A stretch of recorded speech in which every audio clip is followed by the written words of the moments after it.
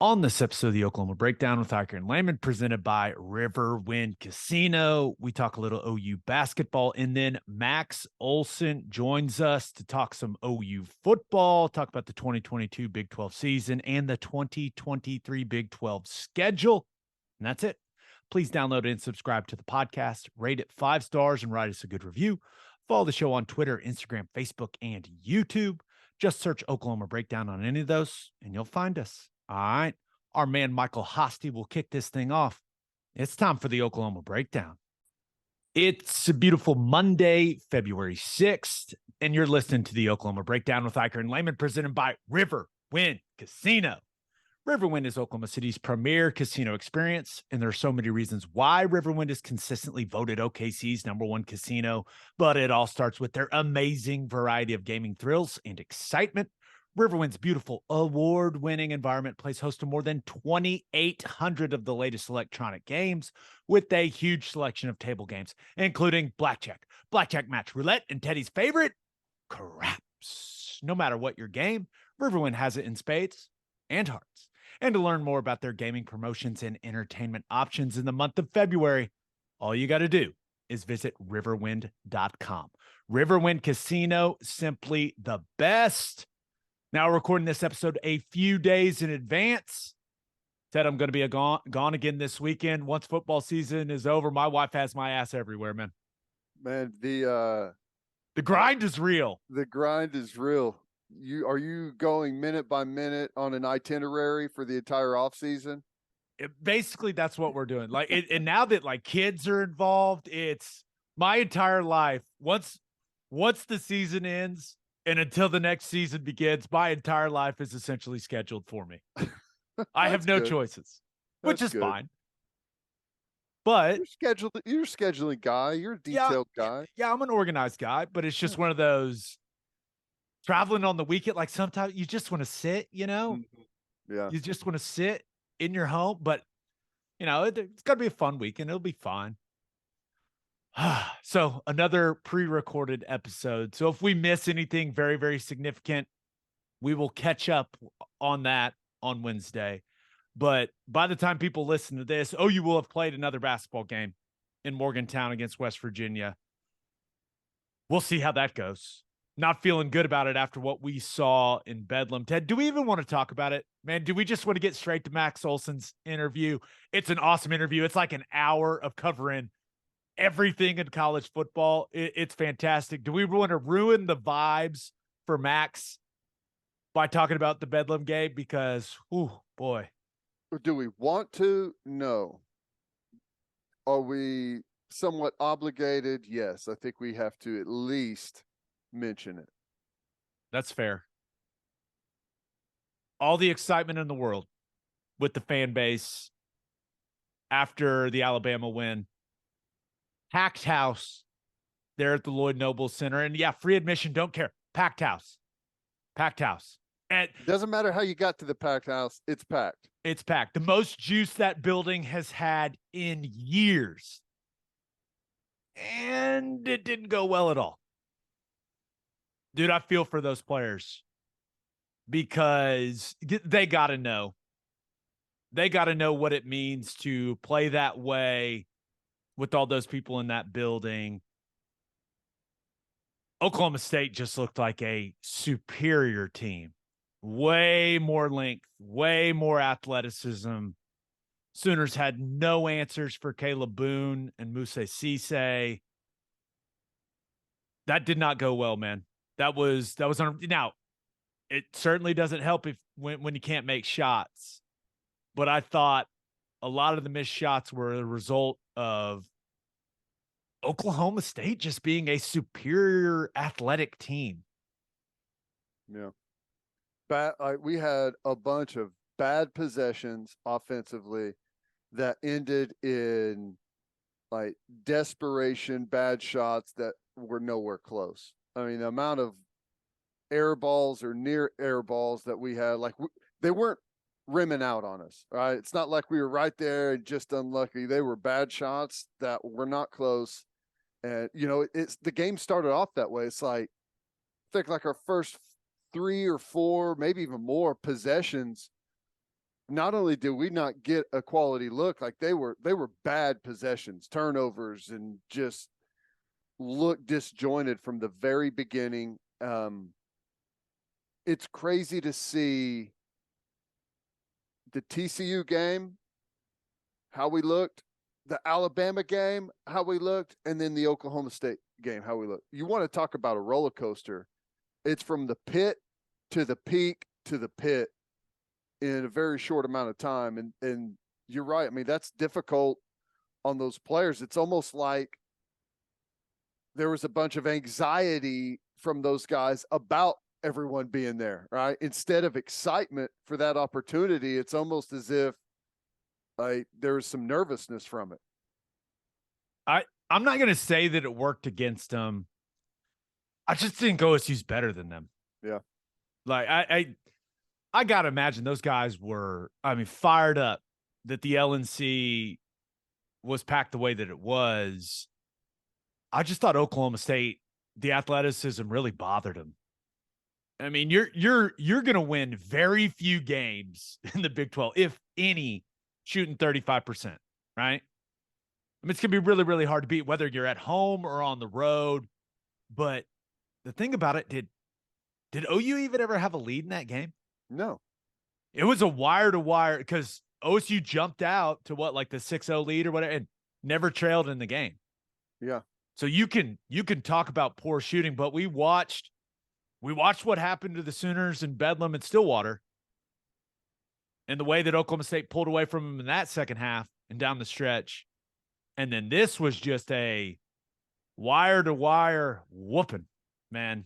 And I think you're talking about the peaks and the pits, the peaks and the valleys. I think the inconsistency of this team is what is really starting to frustrate the fan base. And I don't think people are turning on Porter Moser. It's year 2. Like, he's got to get some more talent, but man, this feels like we thought TCU was the low point for the season.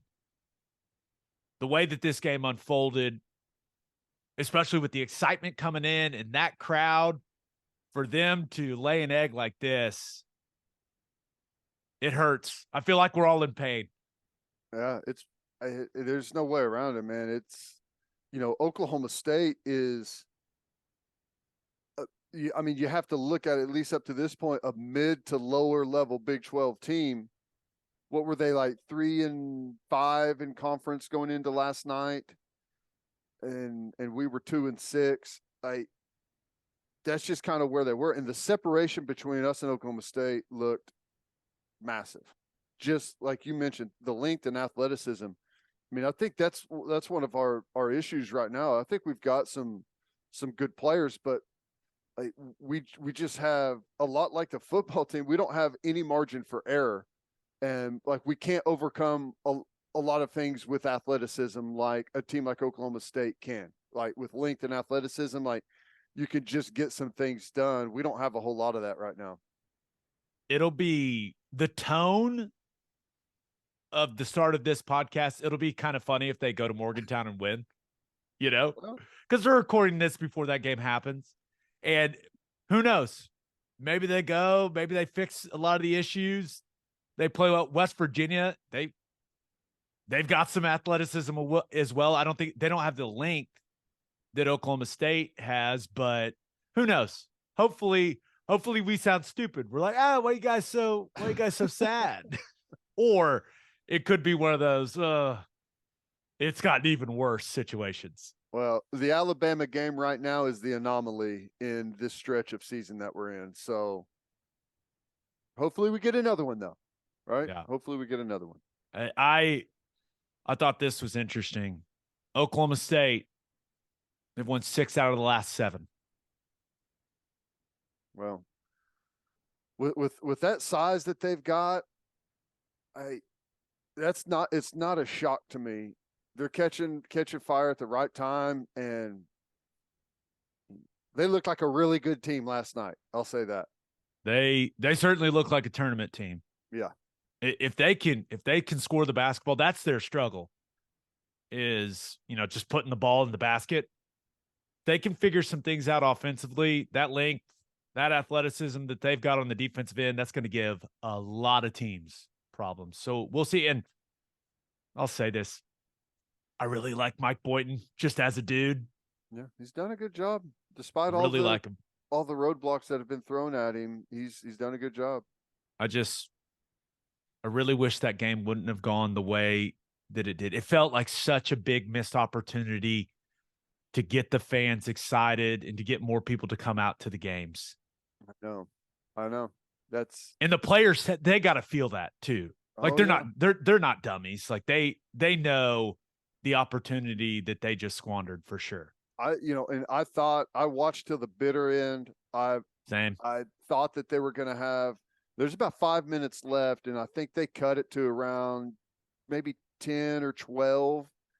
And you had an opportunity if you could have hit a big shot there to maybe light the remaining folks up that were there. There's still a lot of people there, and try and make a late run, but they just couldn't connect on anything. Yeah. All right. Birthday shout outs. Happy 2nd birthday to Luna Rubio. Happy 9th birthday to Lucy Kroom. Happy 32nd birthday to Brady Mason. And happy 61st birthday to Cindy Coleman. And we've got one late edition, and they want you to read it, Ted. Okay.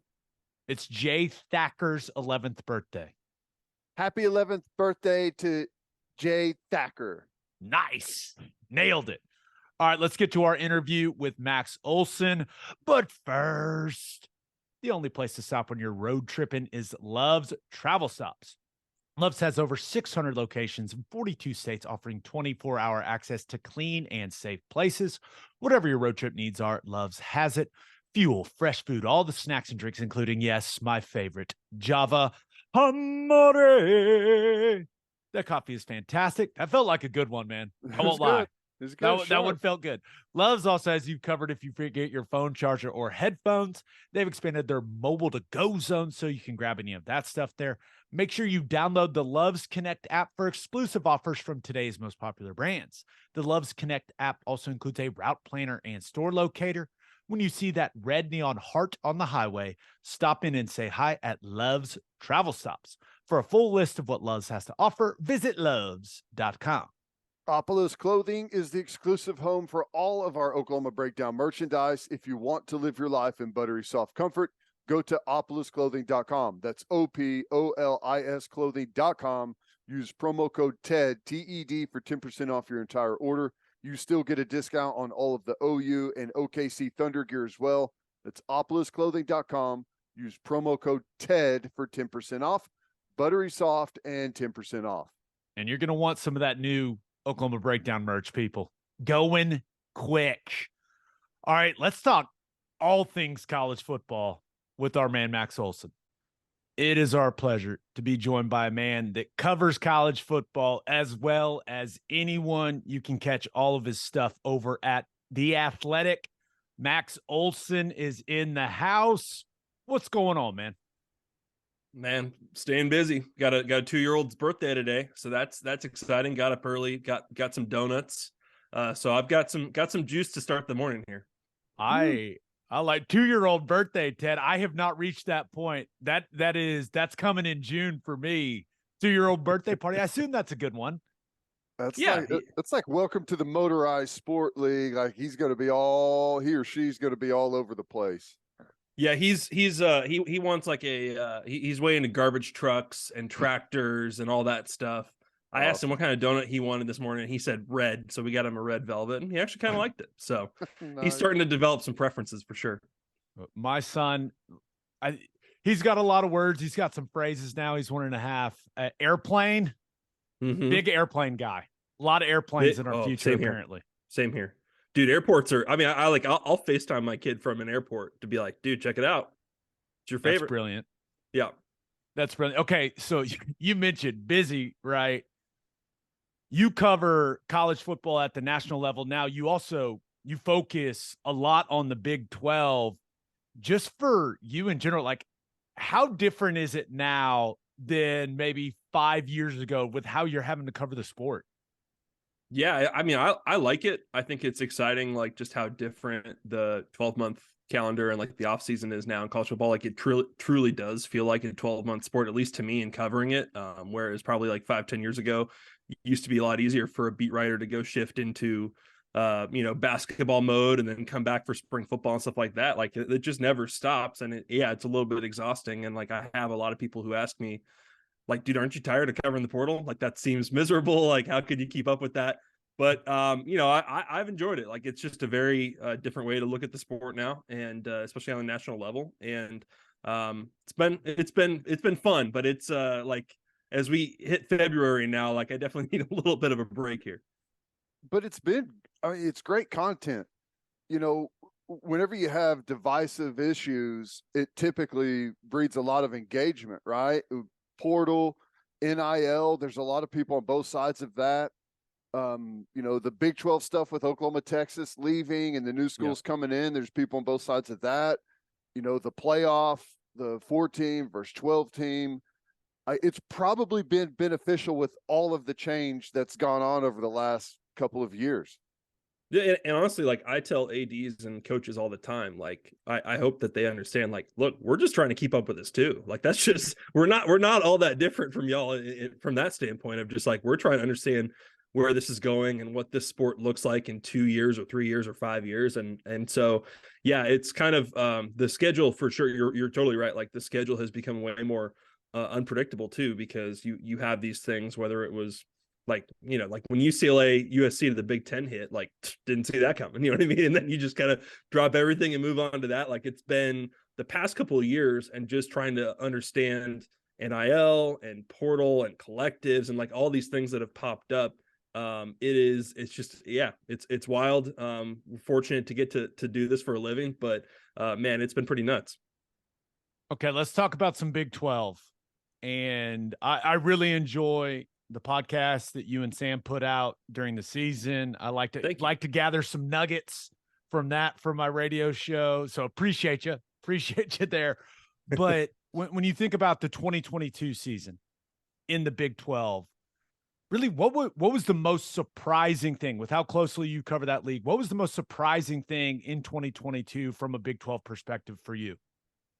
Yeah, I mean, I think, it's funny. I went and visited TCU like at the start of, I want to say it was like the start of June or end of May, after spring ball, and sat down with Sonny Dykes and like a lot of his coaches. And like I asked Sonny straight up, like, what are your expectations for this season? Because we were doing our, summer state of the program series. And he was like, I think we got a bowl team. I think we do. And like, if we figure things out at quarterback, maybe a little bit better than that. And like, but also I could see it going sideways too. Like if you have some injuries, like if things just don't go right, obviously it's a first year staff, so you're kind of trying to figure things out culturally. He's like, I could see it going the other way too. Like, and so like it was, and that honestly, that when you hear that from the head coach, like that set my expectations too, of like, I think TCU is probably like a 6 or 8 win team. They've got some good players coming back, like the people in that building and like what they're doing. So for them to go make the leap from 6-win team to 13-win team, a little different. That was a wild ride, and I think for me, like it, like throughout, like I covered their game at Kansas, which was a nail biter, and you kind of felt like there was just going to be a lot of nail biters for them the rest of the way, because you guys know how this conference is. And so for them to just like pull off that run that they did, and actually go 12-0, which is just super, super difficult to do in this conference. That was the thing that probably surprised me the most. And then obviously like on the other side, I didn't see that coming from OU. I just didn't. I mean, I just thought, I mean, there were some hints, I feel like in some ways, but like, you never could have, even if like other people I work with had some maybe lower expectations for them. Like I just Stuart Mandel. He did, man, guy nailed it somehow. I don't even know how. I don't know how. But losing season, I never would have picked that for sure. I thought Tech, Joey McGuire as first year coach did some really interesting things out there. I don't know, maybe I'm wrong here, but I feel like the Kingsbury hire was a lot of hype, but I feel like there's more energy and like legitimate backing of the program there with maybe the most positive outlook that we've seen coming from that area of the country, right? I mean, Tech, they look like they may be making some moves. I'm with you for sure. I think that like over the past 12 months, it kind of seems to me like Texas Tech has like done everything right in year one for that staff. Obviously they've got their stadium and like facilities renovations going and funded and all that stuff. They've got a collective plan that pays everybody that seems like pretty reasonable. I think that you got a staff there that like for the first time in probably a long time, they're like, no, we actually love recruiting to Lubbock. Like we actually can get players here. We don't see that as like a handicap to being in this job. And so they've built I think a pretty good recruiting class in their first full cycle. They're getting good transfers. Like, yeah, I think Tech is nailing it. And like, even, man, I've known Joey McGuire for a long time, like so going back to when he was a head coach at Cedar Hill High School. And like, even the people around him are like, man, he's like doing better than I expected. Like even the people who trust him and work for him and like, would die for him are like, actually Joey's doing a better job than I thought for a first year head coach who has not been a coordinator at the college level. So yeah, Tech is one that like, you feel like they're building something pretty real over there.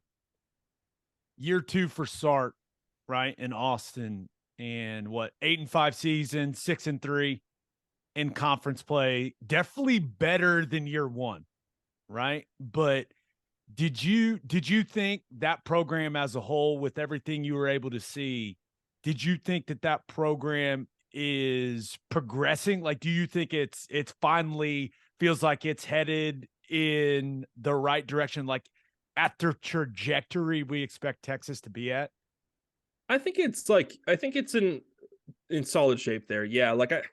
I watching their game against Alabama and just like the way that place was like electric, like I've never seen in the years I spent covering that program, and just the way that they physically like competed with Alabama. And obviously it ended up being a down year for Alabama and by their standards, but like watching that game, I felt like, okay, like they're figuring this thing out. Like obviously you need to bring that same energy every week, which Texas never does. And so like you like they have at that place, like all the losses are like disasters, right? Like that's always how it's going to be, even if you lose to good opponents. And so I think that I think they took a good step for year 2. Obviously, like they're recruiting at a high level, as they always do. Like win or lose, Texas is always going to end up signing these top 5 classes. And it's funny, like not to be lazy, but like it does kind of always feel like it is judged by the quarterback position, and just did you take the steps you needed to with Quinn Ewers in his retro freshman season. And like I think you saw some good things and you saw some bad things, as you'd expect from a young guy. And I'm just fascinated to see kind of what the next step looks like for him, and can he improve his footwork and like really get a lot better, because I think he needs to. Otherwise, obviously, there's a pretty talented young kid who's going to pass him. And so that part of it, like you feel like you saw some good stuff, you saw some bad. I think he kind of say the same thing for the rest of the team. Like they were able to pull off some big wins. Yeah, they were, one away from getting to the Big 12 title game, but like should Texas be like preseason top 10? Like, no, I don't really think so. Yeah. Well, you mentioned how surprised you were by the way things unfolded for OU last year. Like, what was the biggest takeaway from you? Like, where did you see a bunch of shortcomings that were more difficult to try and place before the season got rolling? Yeah, same thing for me with OU. Like I said with TCU, where like I did the summer preview on OU, and I talked to Brent Venables, and we probably talked for 20-30 minutes, and just as that's a short combo. Good. It was, yeah, it was a short one. You had to really plan out the right 3 questions to get through those 30 minutes, and so and it was interesting. Obviously, like all last offseason, like the you guys heard it plenty about how it's all about building a program and not a team, and culture and all that stuff. And it was interesting, like for me trying to like do the summer preview or the season preview on them. It was like hard for me to pin down Brent Venables on like what he really thought of like his depth chart and his players and like like what they had coming back. And like the thing he said to me that stuck with me, it was just like, we lost a lot.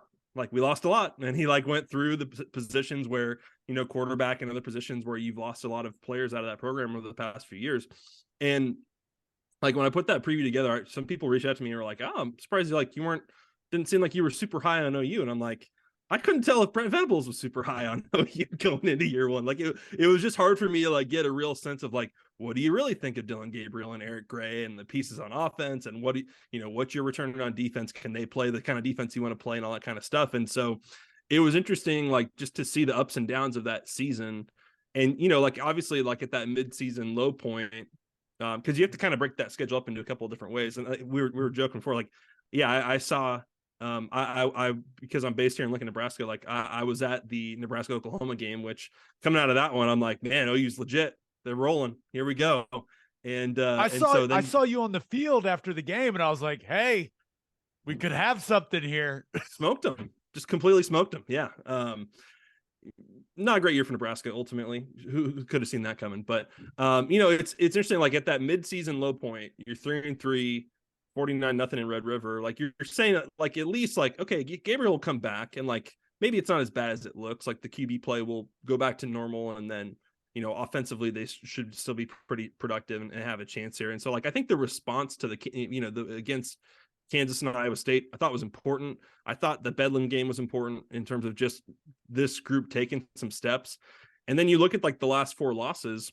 I mean, every single one of them's a 3-point game. So it's like it's. I'm curious how you guys look at it, like more glass half full or empty on that stuff, where it's like it shouldn't ever be that bad again, right? But like I suppose the downside of it is like you just have to look very critically at like, okay, what are they doing? Like, what are the deficiencies that popped up in 2022, especially on defense, I feel like, and kind of where do you kind of set reasonable expectations for like year 2? Like, how do you guys see that? That's a tremendous question. I would say we got a long off season to get there. I'm sure. I'm putting you on the spot. We throughout the season, we recap each game. Yeah. And Max, let's just say the podcast got darker and darker and darker to the point where we were like, this season needs to end, because we are, Ted, I'd say we're just very realistic about it.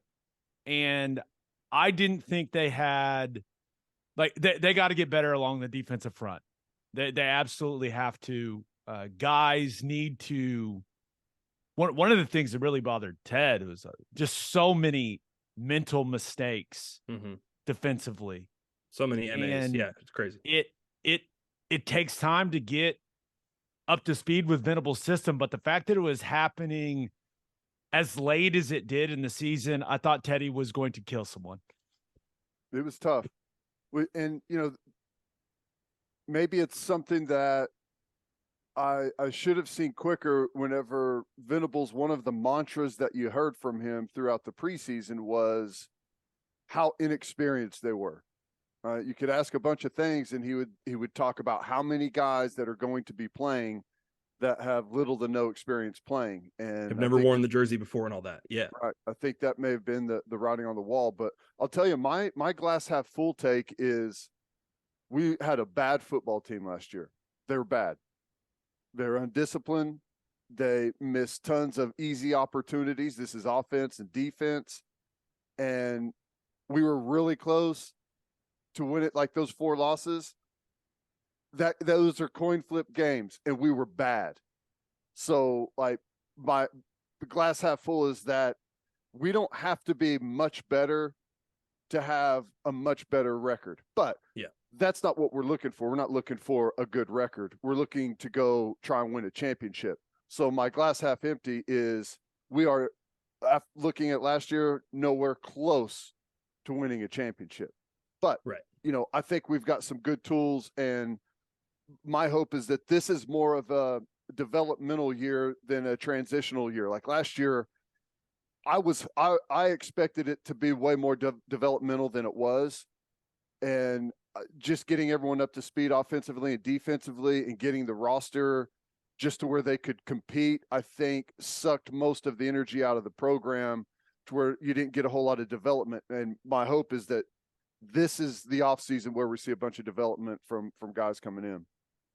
I'm with you. Yeah, it's hard to just like snap your finger and say, okay, yep, 10-win season next year. Like it's just that easy, because as you saw, like on paper, you can say, well, we brought in all of this and this staff has these credentials and stuff like that. So the puzzle should all fit together, right? But it's just we're in such a different time right now too, where and I hear this from like talking to Big 12 coaches all the time, where like you're really intensely focused on what you've got every day, and it's hard to know what everybody else has got nowadays, because everybody is getting better or losing their key guys or picking up key guys or picking up players you've never heard of. And so it's like your standard, like Brent Venables in year one is trying to set the standard of the way he wants to do things, and really, in his way, rip it down to the studs and start over and stuff. And so like you're on your own mission of how you think this thing needs to be. And at the same time, like, you just kind of can't assume that you are way more talented than everybody anymore, because and of course now we go into 23 and now it's a 14 team league, and it looks, schedules look crazy different now. But like, I don't think there's OU is still super talented to me when I just look at like the way they've recruited and stuff like that. But are they like so much better than every team on their schedule? Like maybe not just based on the way they lined up last year. Yeah. And when you look at it, you look at their recruiting class this year, right? In the 2023 cycle, top 5 class, right? If you want to get where, we expect the program to be, where you're winning conference championships, you're competing for national titles, you got to do that, 4 or 5 years in a row? I mean, you think about what Saban does every year, what Kirby Smart does every year, what Ohio State is doing every year. That's what you have to do. So I think our realistic view of OU's program currently is, hey, you can make a run at a Big 12 title in 2023, right? And we'll get into the schedule. I mean, OU's schedule is, I don't think it is a overly difficult schedule. I agree. But when you talk about competing for a national title and having to go, especially once the playoff expands, having to go through 2 or 3 of those types of teams, OU just doesn't have what it needs yet right now to do that. But if Brent Venables can continue to do what he's doing from a recruiting perspective, then they can do it. But it does feel like, I mean, just watching that national championship game where you saw TCU, and we watched TCU bully Oklahoma. Mm-hmm. And Teddy and I were like, damn. And to see the gap between Georgia and TCU, it was one of those eye openers, like, dang. Got some work to do, man. So that's just kind of our, where we're at. I would say out of a lot of the OU people, we have a very realistic view of what it's going to take for this program to get to where we all want it to get.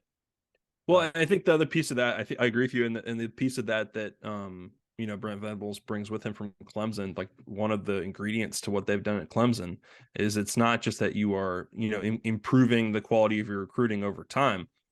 It's Clemson is one of those programs where, especially in their heyday with when he was there, you're signing really good classes, and those guys are staying for 4 or 5 years. Like very minimal attrition. Like you have to be one of the outliers in this sport now in terms of people wanting to stay there, wanting to contribute to the success, not looking to bolt the minute something goes wrong. Like, and that's where obviously he comes in, knowing the culture piece is so important, and you have to try to recreate that to the best of your ability that also kind of fits what works at Oklahoma. And so that I will be really interested to see, like this offseason, you expect attrition after a bad year like that. And I don't think they had like a crazy amount of attrition, but like the keys with these classes, the 23 class and beyond is just, can you make the right evaluations, and then can you keep them in the program for 4 years and develop them to your standard, and find those all conference players and all Americans.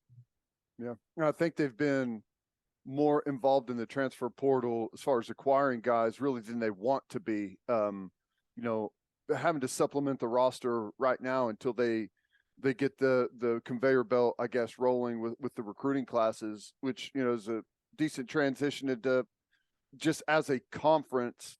Who do you view as a couple of the transfer portal winners? Who do you think maybe improved their roster? And how about a couple of losers who look around and like, what do we got left? Yeah, I look at Oklahoma as one of the winners in the Big 12 of this portal cycle so far, or at least of this first window, this 45-day window in December and January. I think they're in position here to, depending on how they, what other needs they have and how many more they want to go pick up. Like, I think they have a chance to have like a top 10 transfer class, depending on who's ranking that, obviously. But they had 17 guys transfer out. I wouldn't say there was like a ton of guys that you would, like when they hit the portal, everyone was calling them and trying to get them. And they brought 12 in. And honestly, I think that's kind of standard now. That's kind of like where this is all going. It's pretty normal. Usually a few years ago, you would say, oh my God, they lost 17 guys off the roster of the portal. Like, what's wrong there? What's the culture issue? Like, it's clearly a sign that like a big red flag. And now, like, pretty normal. There's a bunch of SEC teams now that have lost 20 or 25 players off their team this offseason. That is just like the roster churn now that you kind of get used to. And so I think Oklahoma, I think you're probably right. Like you ideally you don't need a dozen every year, but with this group, like they've definitely hit their needs. I think the improvement on the D line is super important. And I think getting Rondell Bothroyd and getting Trace Ford, Devon Sears, Jacob Lacey, and then going out and getting Deshaun McCullough, who's really like super ideal for that cheater role and one of the best guys in the portal period. Like, really encouraged by those wins that they were able to get. Not surprised based on like the track record of who they've got coaching the D line, but like I thought that was really important and really impressive. And then they've got some players to hit some of their needs. I think I'm really interested to see how Walter Rouse responds to being at Oklahoma, because that's a guy that's a 4-year starter at Stanford, but certainly Stanford has really fallen off. And so like, I bet it's going to be a little bit eye-opening for him to see, like, here's the offseason standard at Oklahoma and you've got to really bring it. And so I think that flipping him away from Nebraska, I thought was a big get for Oklahoma. And then, I feel like the rest of that they've picked up was to kind of, like I said, hit those needs, be more need-based in their approach to it. I'm curious to see, they get Andrew Anthony from Michigan. Curious to see if they want to get more wide receivers for that room. And kind of what needs pop up there at the end of the spring. Obviously, you saw them go out and get a few guys at post-spring last year. So we'll see kind of if they're done or not. But, like I said, it's tough to like look at the Big 12 right now and like have a really great sense of who you think is going to be really good in 23, because you go on down the list, Oklahoma State, UCF, West Virginia, Cincinnati, Houston, Kansas, even Baylor. I mean, they've all gone out and brought in a bunch of transfers this offseason. And so like, yeah, and there's some, like, I think TCU's done a great job, but TCU didn't need to go out and get very much. And so to pick up like the receivers that they have, like is impressive, but they didn't have a big wish list when it came to the portal. Same with Texas. Texas got some premium guys, but they didn't really seemingly really need that much. So I think like in terms of the losers, like the Oklahoma State situation is super interesting because they've lost some good players again this offseason. And, the Spencer Sanders saga was, really a head scratcher in terms of just like how that whole thing played out. But honestly, I think Oklahoma State has also gone out and got some really good players. And so, some of them are like lesser known, like group of 5 players and stuff like that. But I think they've actually kind of helped make up for some of those losses in a pretty good way this offseason. So that's just kind of how it is now. It's really like a revolving door, like a lot of guys in, a lot of guys out. We'll get you back to the interview, but first, Bishop McGuinness Catholic High School represents a tradition of educational excellence in Oklahoma City.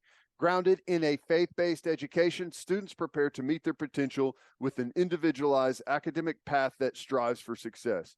Bishop McGuinness offers a college prep curriculum that includes 22 AP courses, participation in OSS AA athletics, where they've won over 100 state championships, and numerous clubs and organizations for students to join and grow. If you want to provide the best possible educational and spiritual development for your children, contact Bishop McGuinness Catholic High School or visit bmchs.org. Financial aid is available. And attention, business owners, you need Insurica in your life. Insurica is one of the country's largest insurance brokers with 30 offices throughout Oklahoma, Texas, and the Southwest. Insurica is able to customize programs by accessing the latest information from many insurance carriers. They compare and contrast coverage offerings and pricing in order to design a cost-effective, comprehensive program to meet your business's specific needs. Insurica's clients become best-in-class businesses by working with Insurica's team of advisors to manage risk. Purchasing insurance is only one way to protect your business. Best-in-class businesses win by avoiding a loss in the first place. If your business partners with Insurica, you'll save huge amounts of money and take back control of your total cost of risk. I'm an Insurica client, and you should be too. If your business wants to be best in class, connect with Insurica at Insurica.com. That's INSURICA.com. All right, back to the interview. How for you, right? Because you are one of the portal guys, right? Like when it comes to people covering it in college football media. How do you stay on top of all of it, man? Like, do you have a method? Like, do you just wake up in the morning, you make some coffee, you check the portal? Like, how do you do that? Dude, like, you know, it's funny, like a few months ago, you guys remember like there was this moment when Elon Musk was like laying off all these people from Twitter and people were like, Twitter's going to be dead in a week. You remember that? Yeah. Oh yeah. I honestly was like, how the hell do you cover the portal without Twitter? Like, there's just absolutely no way, you know? Like, am I going to go find 1,000 kids on Instagram and start following them? Like, there's no way. Like, so a big part of it is Twitter, honestly. And that has made it a lot easier to follow these guys and see, you know, you have a lot of players now that when they go in the portal, it's their second recruitment and they want to tweet out, here's who my offers are, here's where my visits are going to be, all that kind of stuff. So like, you have to stay on top of like follow a lot of guys and you like just kind of keep track of it that way, you know, over time, you know, have, you know, no recruiting staffers at a bunch of different schools. And so you kind of try to pick their brain on who they like and who they're going after and stuff like that. You know, a lot of it is like a guy pops up in the portal and yeah, you go over to PFF and see like what kind of career have they had, how many snaps have they played, you know, are they on all conference lists and stuff like that. Like a lot of it is just kind of that very basic, like data entry stuff that's like not very sexy. And most people like, I mean, honestly, you have to have like an interest in the personnel side of this stuff. And I think a lot of people probably still like they want to know where the quarterbacks are going, but they maybe don't care as much about the other guys. And so it's, you have like, that's just every position now. There's so many guys going in and so many like difference makers that you can go pick up now. And I think a lot of people, there's still like an adjustment going on here a little bit where I think most people probably are still just like content to wait until they get their Phil Steele in the summer and kind of read through it and see who went where and stuff like that. But following it on a day-to-day basis is it's nuts. But it's been fun to try to do it to the best of my ability here. Where do you see the future in it? You know, there's a couple of different philosophies. For instance, Brent Venables, he doesn't want to be a big player in the transfer portal. Ultimately, they've had to be now, but ultimately he wants to recruit. He wants to develop culture. He wants guys to be in the program from, you know, freshman to senior to where everyone knows the system and you've got like that critical mass that's pulling you in the right direction. And maybe everyone wants to be that way, but at least on the surface, you see, I would say the opposite has been USC, where maybe it's because of the state of the roster when Riley took over, but it appears that they want to be heavy in the transfer portal and they're fine with that. Like the culture and things maybe take a hit, but we're going to try and acquire as much talent at the very top end that we can. Like, are we still trying to see like kind of where this thing, who wins out in that type of philosophy battle? Or do you think it's always going to be kind of split between those two type of styles? Yeah, it's a great question.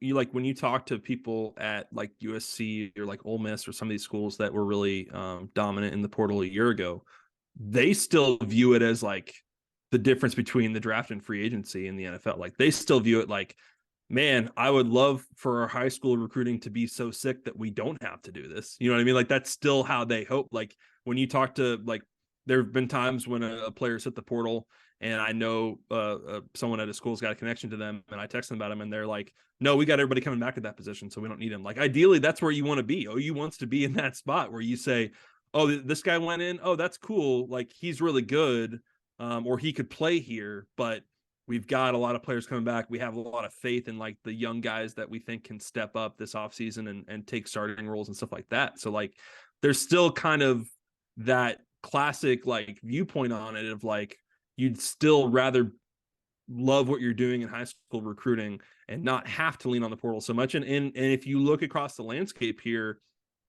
Georgia didn't need anybody from the portal a year ago and won a national championship.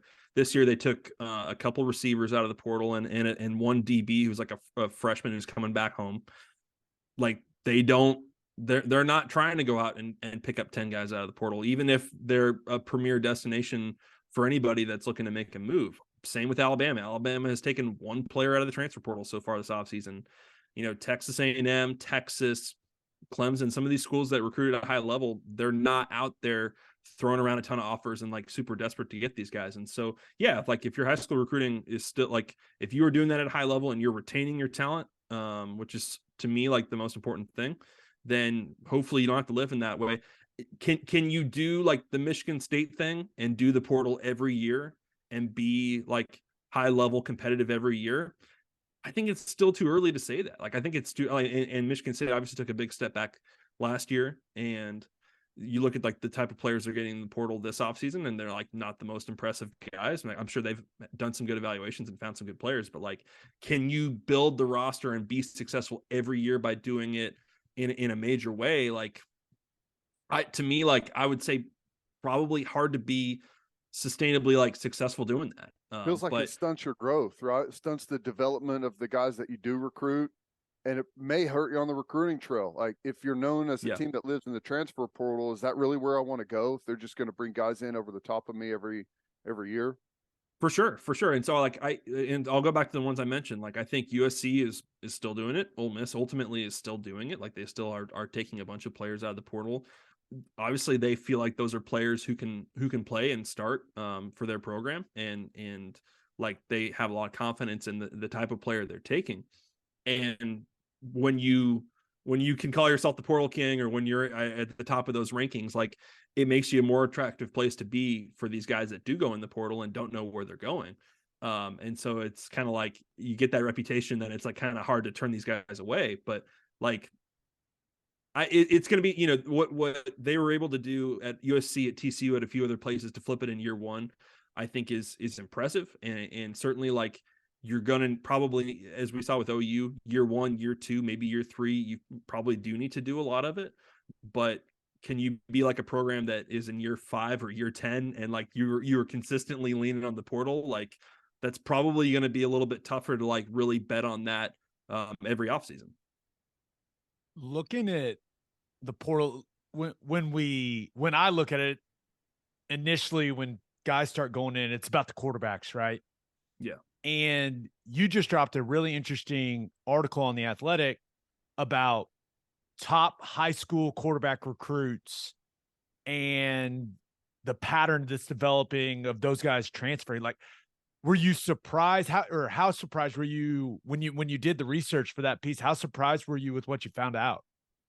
Yeah, so I looked at so 3 years ago I did this, where I looked at I just started with the question of, all right, you went and signed a high school QB, like what are the chances he stays now?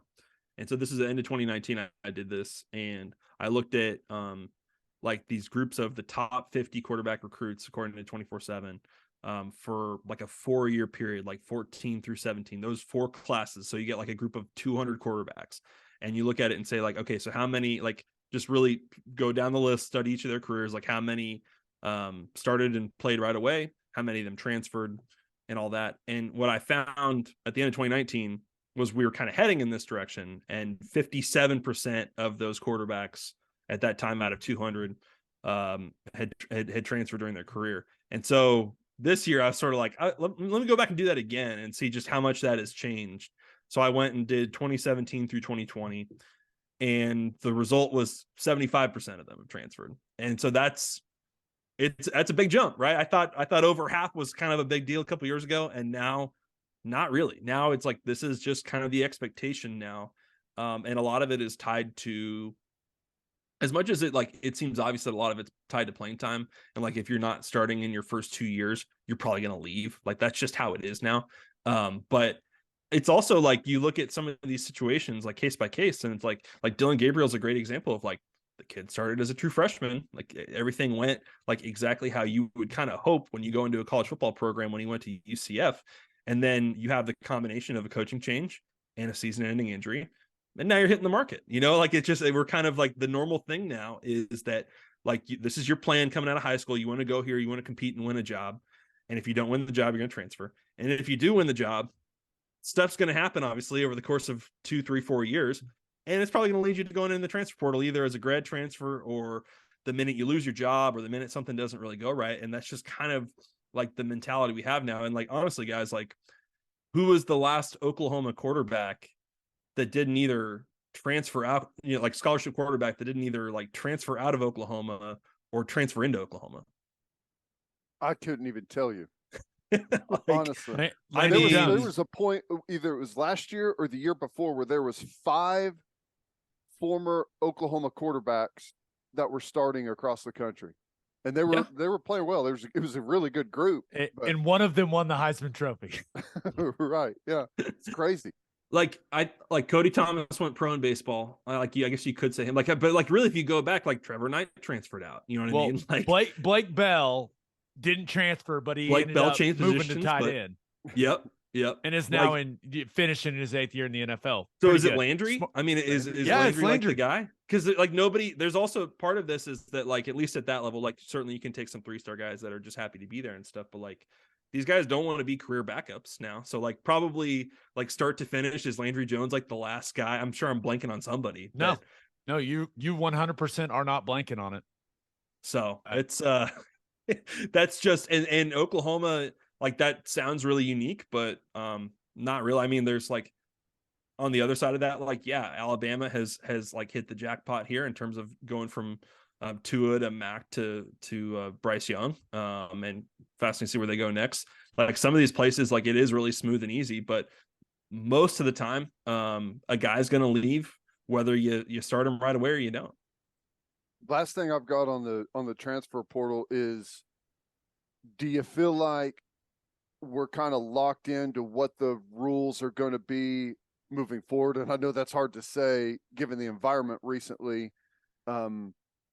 Aside from maybe the Power 5 conferences removing themselves from the NCAA kind of overview, which has been thrown around, is this kind of, you think we're where we're going to be for a while at least? So the one piece of it that I'm curious to see, like, if it's going to adjust here in the next year, is right now, like, in the eyes of like players and coaches, the idea of it being a one-time transfer rule is a joke. Like guys are transferring like as many times as they want at this point, and you see players who no one wants to be seen as a program that's not signing off on it. Is that what that is? Well, it's just really easy right now. And we got to the one-time transfer rule because people, were putting in waivers to try and get immediately eligible at a place, and ultimately, like the number of like the office that handled that stuff just got overwhelmed, and it was just like let's just give them all a free transfer. And people don't want to go to full free agency. Obviously, like they don't want that to be the law of the land. But right now, there's not really much of a difference. Like guys are still, I'm still seeing players pop up in the portal who transferred a year ago and stuff. And so not a ton, more like 10% of them, but still like, you see the JT Daniels and some of those maybe more extreme cases where a guy's going to his 4th school and you're sort of like, well, what? I thought that's not really the rule. Right. And so the thing just to clarify, like you get the one free transfer, but if you transfer again, it's up to the school you're transferring from to release you. And there's some conference rules in there as well, right? So, like, there can be some conference rules, but a lot of times it's a guy trying to use their grad transfer for the second one. And as long as you're doing that, and I think in some cases you may have to get a waiver, but as long as you're doing that, people kind of feel like, everything's getting approved. That's going to be okay, And so it's right now we don't have free agency. People don't want to call it that, but I don't really see what the big difference is to it. And so the thing that they're trying to crack down on now is that they are, NCAA has come out and said, we are going to make this a lot more difficult if you want to transfer a second time. And so you need to have a legit like medical or some sort of crisis or something that you can cite as to why you're transferring. It can't just be playing time. It can't just be coaching change. And so we'll see, like, if we can get this to a place where once a kid transfers one time, he kind of understands like, all right, I'm stuck here. I need to graduate from here. And, the coach is held accountable for like holding on to them and honoring their scholarship and all that kind of stuff. Like maybe it won't be as chaotic going forward. But maybe you can like do that as opposed to just totally deregulating this stuff. But that is kind of like the fight right now, is like people don't want to go all the way to free agency. And so can you make it tougher to transfer a second time? Right now, people don't really feel like that's the case. And so the NCAA has come out and said they are going to make that more difficult. We'll see if that actually comes true. Yeah, they're going to make that more difficult, and they're going to beef up enforcement on NIL. Yeah, totally. Yeah. Totally. That's Dude, totally no, I mean, like happen. nobody is living in fear of NCAA enforcement right now, and they know it, and that's why they're coming out and saying these things and like begging their members to, hey, please turn each other in, because we need like we need all the help we can get right now to try and police, because there's just not like nobody's living in fear of the police right now. Nobody's I think people are kind of going whatever speed limit they want because they don't really think they're going to get pulled over. Right. No, we could talk about that stuff all day, Max, but I did want to hit the Big 12 schedule. We finally got it. Now, before we kind of get your reaction to the schedule, why do you think it took so long? Like, what do you think was holding things up? Clearly, OU and Texas, I assume some type of large role in it taking so long, but what have you heard about what made it take so long?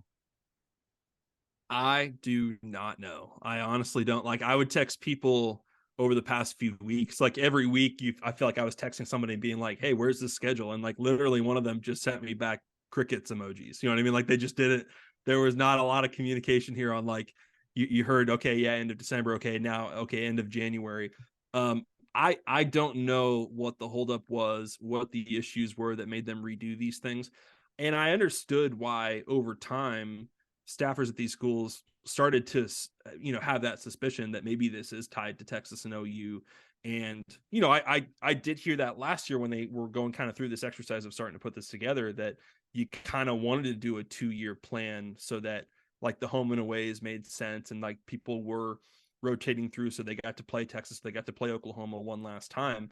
And so maybe there was that initial step of like, we've set up a 2-year plan here, and now we're not sure if it even makes sense to have a 2-year plan and it's just a 1-year deal. Like I can understand that, but like, what was the specific like problem or people fixing the initial grid to the current? Like, I don't know, guys. I really don't.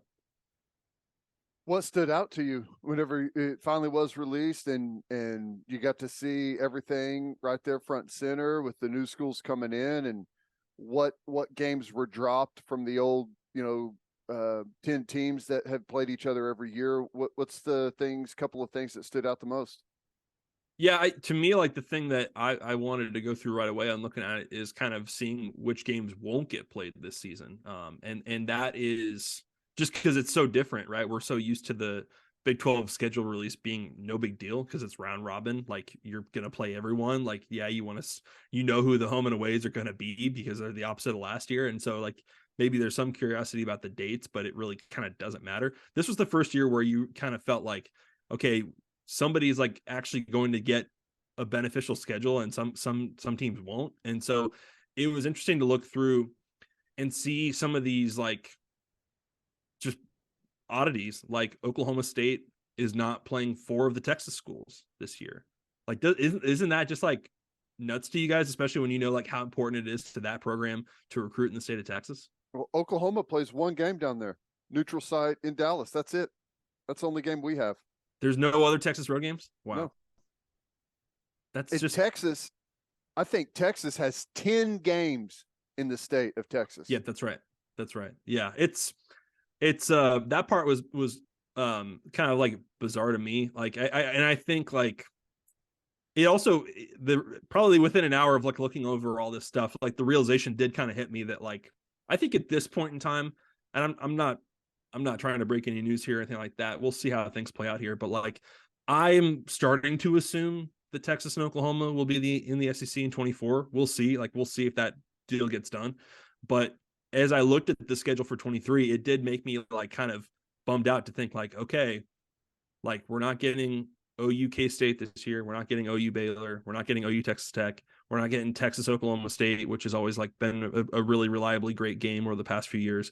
Like it kind of sucks, like as a realization of like, it may be a long time before we see those games get played again.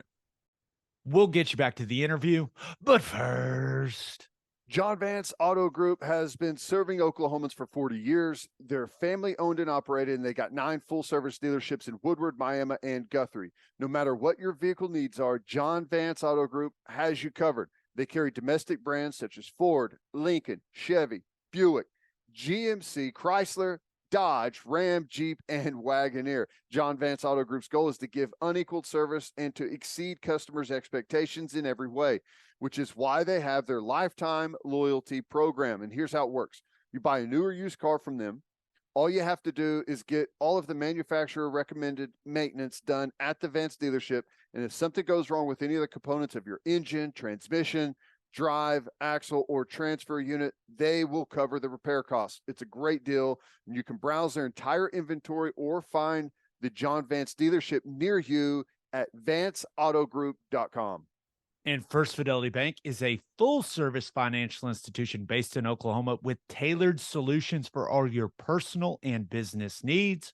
Checking accounts, saving accounts, home loans, and much more. They do it all. Whether it's online banking from your computer or mobile banking from your phone, everything is stress-free with FFB. Making mobile deposits, paying bills online, and moving money to different accounts could not be easier. Make your life easier and go bank with First Fidelity Bank. Visit ffb.com for more information. All right, back to the interview. Yeah, it's weird. Almost as weird as seeing those new logos in that grid. I was like, wait, what? But when you look at, and it's hard to predict with all the movement, the roster movement now, it's hard to predict, okay, who's going to be good in 2023. But did anybody's schedule stand out to you? We're like, hey, that looks pretty beneficial to them with how it laid out. No, on OU, like I'm looking over it this morning. I'm guessing like the optimistic fan looks at that one and says like 5-0 going into Red River, right? I'll tell you this. The optimistic fan says that looks like an undefeated schedule. Of course. Yeah. But no, but forget everything. This team. Yeah. Right. And this is something Ted and I have talked about. If OU were coming off a, 10-3, 9-4 type season where you're like, man, that wasn't perfect of a year one, but it was a pretty good year one for Brent Venables, there would be a lot of conversation about them going undefeated in 2023. Yeah. But if it was like good team, didn't get to the Big 12 title game, but came close, like that kind of like, yeah, you're right. It would be, we're blasting off from here. Yes, that's exactly what it would be. But expectations are tempered. But when you look at it, I mean, your road trips for OU are Tulsa, which is a home game, by the way. You've got Cincinnati, Texas in the Cotton Bowl, Kansas, Oklahoma State, and BYU. It's like, what else could you ask for if you're Oklahoma? That's kind of how we've looked at it. Yeah, I mean, I think there's a bunch of like probably pretty good teams next year that OU will not play in the regular season. I like that. Like I said, like I think you look at it going into Red River and you feel like all pretty winnable games up to that point. I'm glad we're going to see Gabriel against UCF. I think that's pretty cool. And then those last two on the schedule, I think are super interesting because you go to BYU and, last year Baylor went to BYU and played a 9:15 Central kickoff. So you're kind of wondering like, is that going to be the case for OU? Is that a 7:00 game or 9:00 game or super late? I'm sure nobody in the Big 12 office would want to screw over OU. And somehow we'll find a way to make that an 11:00 game, right? Like somehow we'll find a way, but be a 10:15 local kick. That's right. But then, so then you go short week into senior day or senior night against TCU. Like, I think that's an interesting way to finish it. So I'm with you. Like, I don't think there's pretty good breaks for OU the way that all shook out. I think the one that you circle right away in looking at it is Cincinnati. And I think they ended up with probably the easiest schedule, at least of the new Big 12 members, for next year, where they play 7 home games. Their toughest road games are BYU and Oklahoma State, and I guess West Virginia, although that's not really the furthest game for them. OU has to go to Nippert. Like, most importantly, they don't play TCU, they don't play K-State, they don't play Texas, and they don't play Texas Tech. Like, so they're really avoiding these, not by choice necessarily, but like they are really avoiding, I think, some of the pretty good teams in the conference for 23, at least as you look at it on paper today. I don't really know, to be honest, I don't really know what kind of shape that program is in under Scott Satterfield going into year one. Like, they probably do take a step back. And I just out of respect for how good Fickle is, but Fickle probably also left them some talent. Do you have any idea how this schedule was created? Like, part of me pictures it as like the original founding of the United States, where they're in like a courthouse somewhere and everyone's shouting out who should get what. But I don't know. Like, whenever they're trying to figure this out, when you've been a conference for so long, where, as you said, everyone plays everyone, it's easy. We're just looking at dates and how it kind of fits up. But now there's like some heavy lobbying with Oklahoma and Texas probably leaving to the SEC, like you mentioned. I mean, playing a home game against one of those schools is huge money wise for the local community, tickets, all of those things. Like, just how did the lobbying, everything play out to get us to this schedule? If you know. Yeah, and that's something that I talked about with the Big 12 AD last spring, where I asked them kind of like what the progress was on figuring this out, and of course back then you were still talking about, are they going to be doing divisions for 23, and what would those look like even, and the AD told me, like, yeah, there was definitely interest in the room, that over 23 and 24, all of these, to the best of their ability, that all of these schools get a home game against Texas or Oklahoma, because you're absolutely right. Like, there's a lot of gate revenue to be made off of those games, and those fan bases travel well and stuff like that. So you knew that was like an interest. And like when you shift into like SEC mode, like, obviously the conversation right now is like protected games and like permanent opponents and stuff like that. And I'm curious, like, what the future looks like for the Big 12 with that stuff. But like, I don't know, man. Like, I don't think there was a Congress where everybody was shouting, here's the game I demand.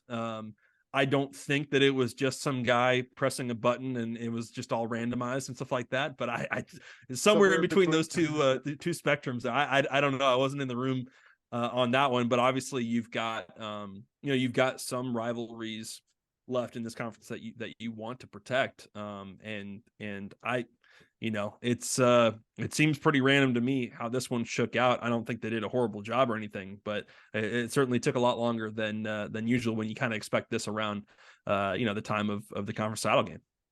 And the Big 12 got approximately an hour of headlines before the NFL started hiring new head coaches.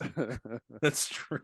That's true. Did not get a big window where they were the main focus. But okay, I got one more question for you, and then we got some listener questions that got sent in for you, Max. Ted and I have been trying to figure this out. It's clear when you look at the schedule, it was released, and then every school that's going to be part of the Big 12 in 2023 put something out. It was a graphic. Kansas had the video with the little girl, which was awesome. But OU and Texas, they just retweeted the Big 12's tweet. So it's clear they're upset about something, because those are two schools that have big graphics department, big creative teams that will essentially make a graphic about anything.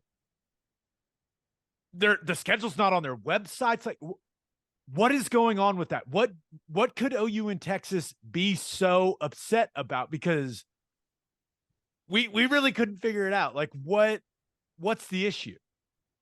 So is this like a weather thing? You think like the internet's out probably in these towns? It is not. It's not. You can confirm it's not that. I mean, we are doing this Zoom right now. So we made it work.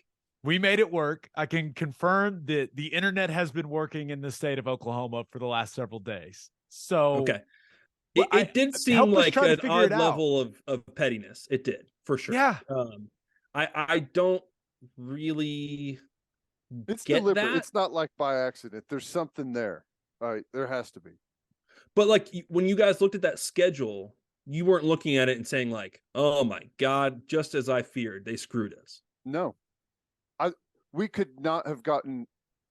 Well, I guess there's a couple of ways you look at it. As a fan, like depending if you're a fan that I don't care who we play, I just want to win as many games as possible, try and win the Big 12, try and go to the playoff. It's perfect.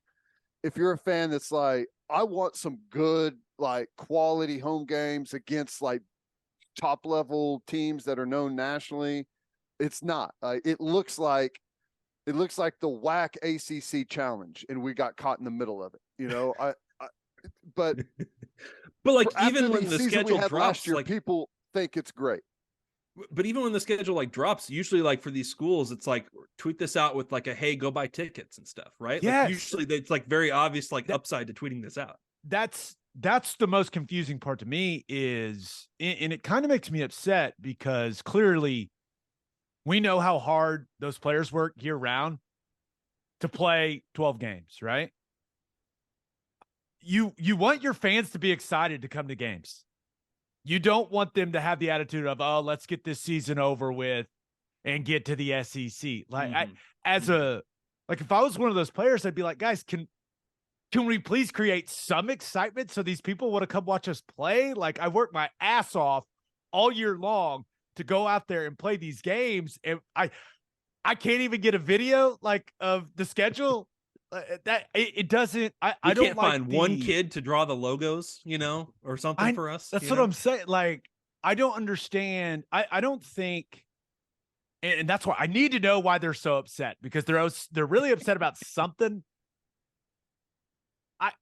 I just don't know, because I feel like it's a missed chance to create excitement for your fans and to get them excited about the season. I don't understand. That's why, dude, you make some calls, Max. Find out for us.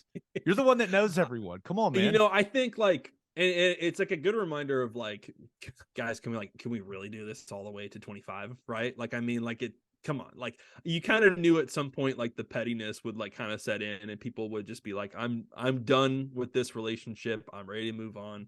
And, last year there would be lots of like meetings among Big 12 administrators and stuff like that. And ever since like the news came out, they were going to leave. Like there's been lots of times when it's like, okay, we're having, whether it's Phoenix or elsewhere, like, all right, Vegas, I think they had meetings as well, where it's like, all right, we're having our meetings. And for this portion of the meeting, like Josie and Delcani like need to walk out of the room, and we have to plan for the future and yada yada, right? Like and like throughout this like period, it has sort of seemed like, okay, yep, we understand, this is how it goes. Everybody is like up to this point, kind of in terms of like the early exit stuff, everyone is like kind of played their cards close to the vest, and not said much. And so this has like been kind of like a pretty quiet issue seemingly, and it just kind of seems like ever since Brett Yormark came in, and said from the jump he's willing to have the conversation, like now we're getting into the process here of really figuring out what is it going to take to get them out, and most importantly, like what is it going to take to satisfy like Fox and ESPN to make that kind of deal. And so to me, like just seeing that, I know it's just tweets and stuff, but like to me it kind of suggests that like we are in kind of the tense part of actually trying to settle this divorce. Yeah, I think there is like a lot of, I don't know, legally, I don't know what all the contract says, but maybe they feel like they shouldn't go out and endorse this new schedule that's been thrown at them with the new schools, right? So, but I don't know. I mean, I know this for a fact. Like the ADs and administrators, like at UCF and Houston, like in Cincinnati, like they were pissed over the course of like their exit negotiations with the AAC. They thought like the AAC was being ridiculous in terms of the number they were asking for and stuff like that. And eventually you get it done and everyone says, okay, we settled this, we're moving on. But this is, I mean, it is like contentious stuff. And obviously when it's Texas and Oklahoma and all the stuff that they and the SEC and the CFP and all that stuff have on the line for 24, like, Yeah, it kind of seems like we're kind of heading into that direction where either we're going to get a resolution at some point here soon, or we are going to have some pretty pissed off people. Yeah. All right, Max, we got 2 listener questions for you. This first one comes from Mark Bagby, and he asks, very important question. When is The Athletic going to assign a full-time reporter on OU? Come on, man. Kersey left us high and dry. When are we getting a new guy? What are we doing?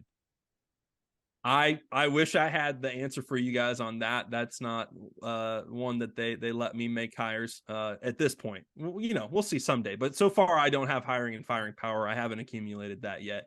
I wish I had a good answer for you on that. We had OU coverage last year on a freelance basis. Would love to see The Athletic have an OU beat writer full time for sure. What a company answer. Way to toe the corporate line. Perfect. All right, this last one comes from @Sooner Magic with a K. How about that? And he asked this. This made me laugh. Who would you rather be on a cross-country road trip with?